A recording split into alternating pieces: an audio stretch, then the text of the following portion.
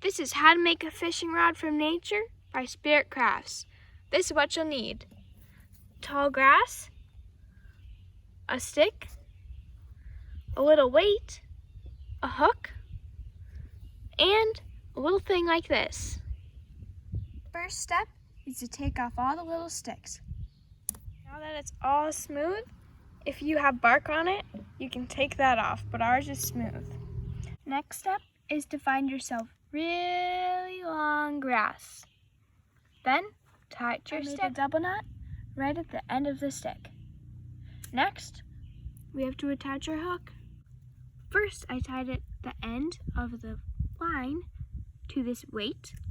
Now I'm going to attach the hook to the end of it. Now we have our fishing rod.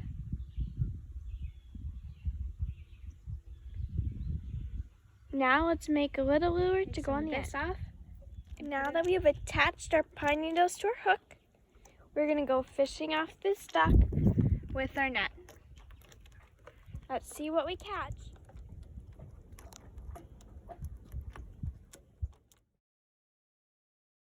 Got this little guy by tricking him to try to get the little piece of this, and we scooped him up.